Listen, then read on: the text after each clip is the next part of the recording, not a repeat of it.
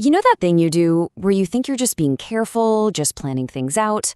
Well, what if you're actually caught in a trap? A trap that's quietly destroying your peace of mind. Because, yeah, a lot of what we call responsible preparation is really just a destructive mental habit in disguise. So let's get one thing straight right off the bat. Overthinking, it is not a sign that you're super intelligent. Nope, it's fear. Fear wearing a clever little mask of productivity. It doesn't solve your problems. It actually multiplies them. It creates these endless spirals of doubt and anxiety where, there used to be just a simple decision. It feels like you're in control, but really, your mind's been hijacked. Okay, first up, fear dressed as preparation. So where does this all even come from? Let's dive in and look at overthinking for what it really is, which is basically a survival instinct, a really old one that's just gone completely haywire in our modern world. So here's the deal. Your brain is this ancient survival machine. I mean, it's been hardwired for one primary job for thousands of years: keep you alive by sniffing out danger. And the system is brilliant, don't get me wrong, but it was designed for a world with saber-toothed tigers, not toxic comet threads. And that's the problem, right? That ancient software is still running, treating our everyday little worries like they're actual life or death threats. And this slide just lays it out so perfectly. Look at this, your ancient brain versus your modern brain. Back then, a threat was a lion. The response? Hide. The outcome? You survive. Totally logical. But now, the threat is an unanswered text message. And the response? We spiral.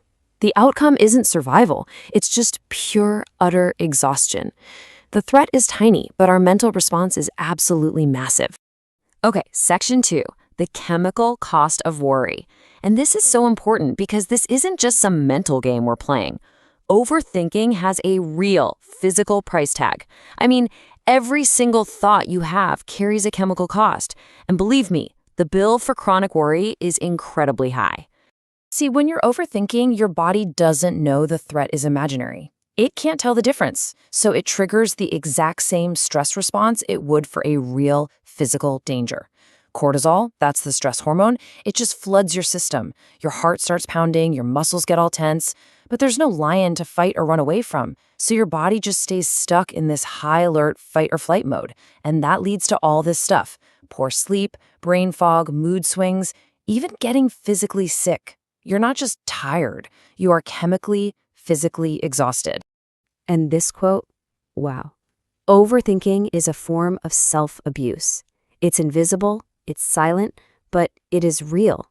We tend to just brush it off, right? Like, oh, that's just how I am. But this really puts it in perspective. It's this silent, invisible thing we're doing to ourselves. A lot of the time, your body isn't breaking down because of what's happening to you, but because of the stories you keep playing on loop inside your own head. Which brings us to part 3, rehearsing for failure. So how does this spiral get so darn powerful? Okay, this next part is absolutely crucial. Overthinking is not passive. It's not just happening to you. You are actively, physically training your brain. You're building these mental highways that lead directly to the very outcomes you're so afraid of. Here's how it works. Every time you repeat a negative thought, something like, oh, I always mess things up, you're actually strengthening a neural pathway in your brain. It's like paving a road. Do it enough, and that little dirt path becomes a 6-lane superhighway. It becomes your brain's default route, just the easiest path to take. And pretty soon, that thought isn't just a random thought anymore. It solidifies. It becomes a core belief that literally shapes your whole reality. Just think about that for a second. When you're lost in that spiral of what-ifs, you're not just worrying, you're practicing. You are literally rehearsing how to be afraid, how to hesitate, and how to fail. And you know what they say, practice makes perfect. The more you rehearse it, the better you get at it. And all this constant rehearsing leads us straight to our next big problem. Section 4, the paralysis of analysis. We've all been there, right? It's that feeling of being totally, completely frozen, where your desire to be 100% certain about everything keeps you from doing, anything at all. But here's the thing. The task in front of you, it's almost never as hard as it seems in your head. It's the overthinking that blows it all out of proportion. Your fear takes one small, manageable step and turns it into this impossible mountain. And you get so busy analyzing every single potential risk that you never actually start climbing. And why do we do this? We overthink because we're terrified of failing, of feeling that regret. But here's the crazy paradox. Real, deep, lasting regret, it doesn't come from the shots you took and missed. No, it comes from staring at the target for so long that you never even took the shot at all. It's born from all those chances you let slip away while you were just stuck inside your own head. And that brings us to the ultimate cost, the thing you can't get back: wasted time. Overthinking just devours your single most precious, non-renewable resource, your time. While you spend hours or days or maybe even years analyzing some decision, the world just keeps on moving. Opportunities pass you by. Look, you can almost always fix a mistake, but you can never, ever get back wasted time. Okay, so that's the problem. We've diagnosed it pretty thoroughly, but what's the cure? What do we do about it? Well, it's actually surprisingly simple, and that's what we're talking about in our final section. Action is the antidote. The way out of your head is not more thinking. The way out is to act. Now, listen up, because this quote right here might be the single most important idea in this entire explainer. Clarity doesn't come before action. It comes from action. See, we wait around to act because we want to feel clear and certain first. But that's completely backwards. Clarity isn't something you need before you act. It's the result of acting. The very moment you start moving, the fog starts to clear, and the next step just shows up.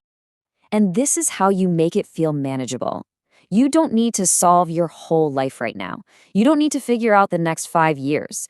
The goal is so much simpler. Just identify and do the next right thing. That's it. One tiny imperfect step forward is infinitely more powerful than a decade of perfect planning. So in practice, how do you break the loop? It's simple. Tie the cure to the feeling. Feeling stuck? Just move your body. Physically get up and move. Feeling lost and confused? Take one step, any step. And when you feel scared, well, that's your signal. That means you have to do it anyway. Because action is how you make fear start to fade.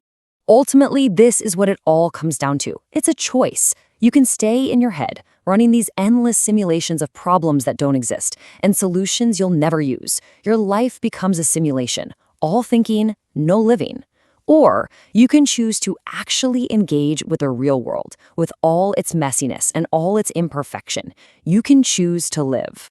So I'm going to leave you with this question. Just forget the grand plan for a minute. Forget about all the variables you can't control. Right now, in your life, what is the next right thing you need to do? Just one thing. Identify it, and then go do it.